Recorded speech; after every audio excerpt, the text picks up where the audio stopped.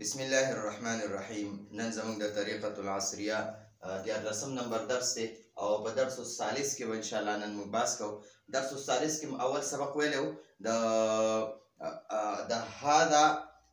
او د ذاک باره کې. هذا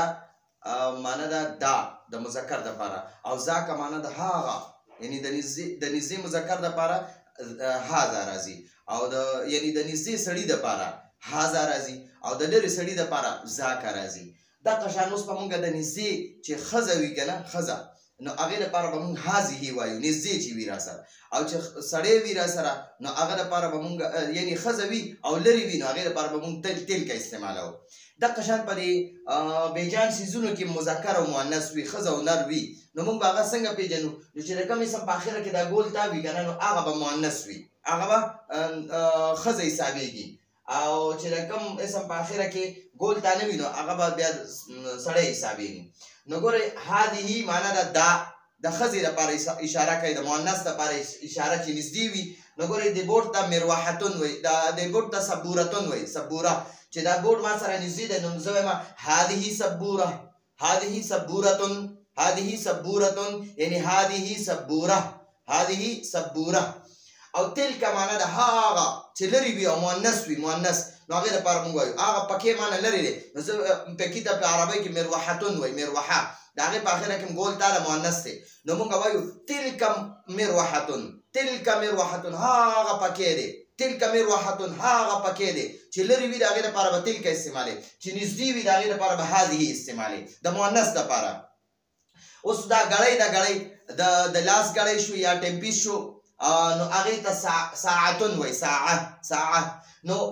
هذه ساعتون چې زما سره نږدې په لاس باندې ده نو زه وایم هذه ساعتون، هذه ساعتون. هذه معنا ده دا، هذه معنا ده دا، او ساعتون معنا ده ګړی ده، هذه ساعتون. نو دا عرب چې ریټ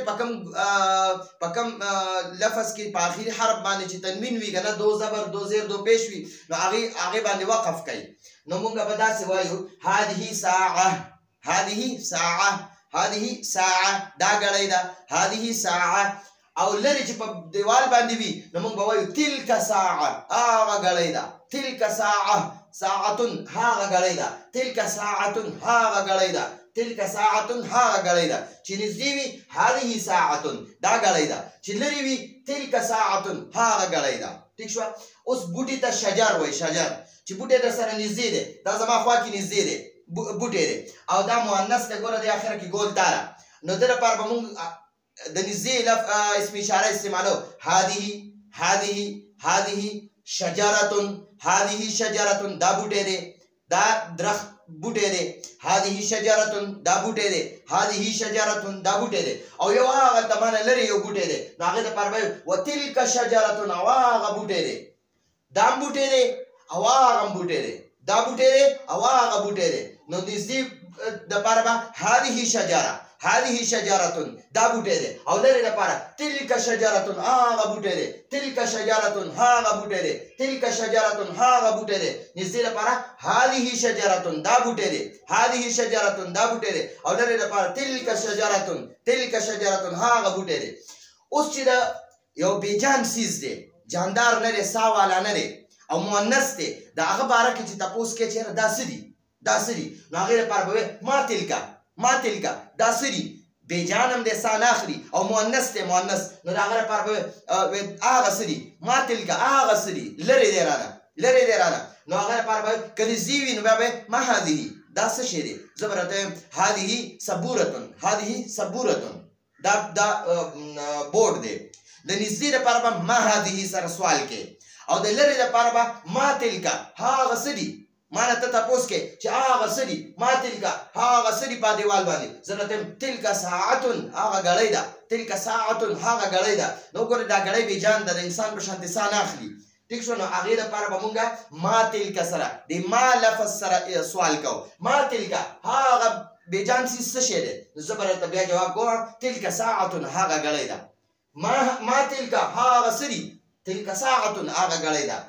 بیا سوال کوي ما تلک، هغه څه دي، بیا جواب ورکوي تلک شجرتون، هغه بوټی دی، هغه بوټی دی. بیا سوال کوي ما تلک، هغه څه دي، نو بیا جواب ورکړي تلک مروحتون هغه پکې دی تلک مروحتون هغه پکې دی نو چې بیجان سیز وي سان اخلي نو هغې سره به د ما لفظ سره ته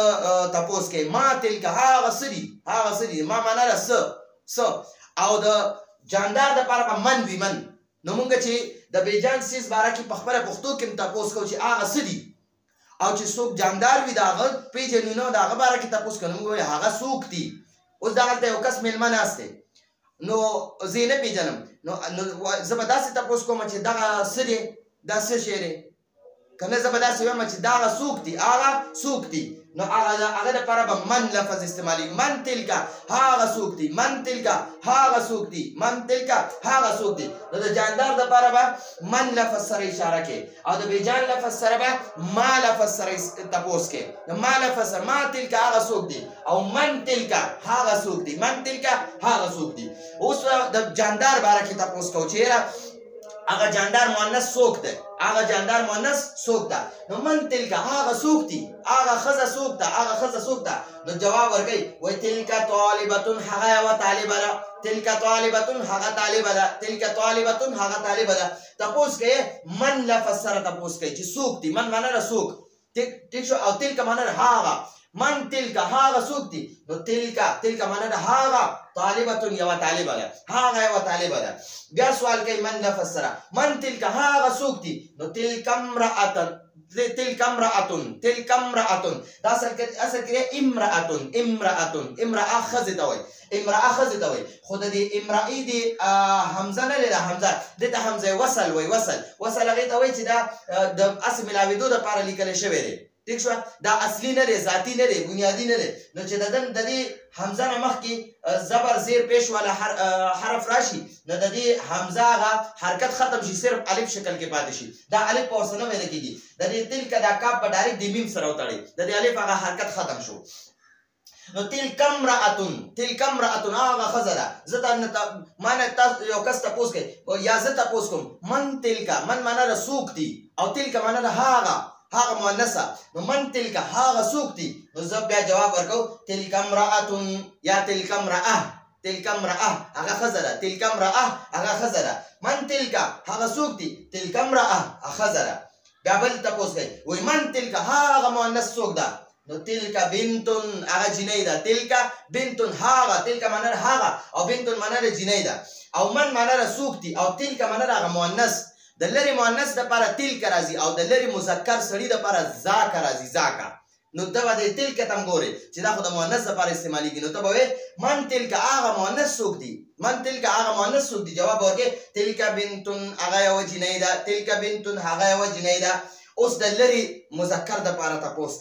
د لرې مذکر درته وایي ذاک والدون هغه والد دی پلار دی هغه پلار دی ذاک والدون هغه پلار دی وذاک ولدن او هغه هلک دی وذاک ولدن او هغه هلک دی او د مؤنث دپاره وایي وتلک بنتون او هغه جنۍ ده نو ګورئ د لرې سړي دپاره یې ذاک استعمال کړو ذاک والدن هغه پلار دی ذاک ولدن هغه هلک دی او د لرې جنۍ دپاره تلک بنتون هغه جنۍ ده ٹھیک شو نو دا زموږ سره د درس الثالث دویم درس سبق او ان شاء الله دینه پس به موږ تمرین حل کوو راتلونکي درس پورې اجازه غواړو هذا هو المنام والله اعلم بحقیقة الكلام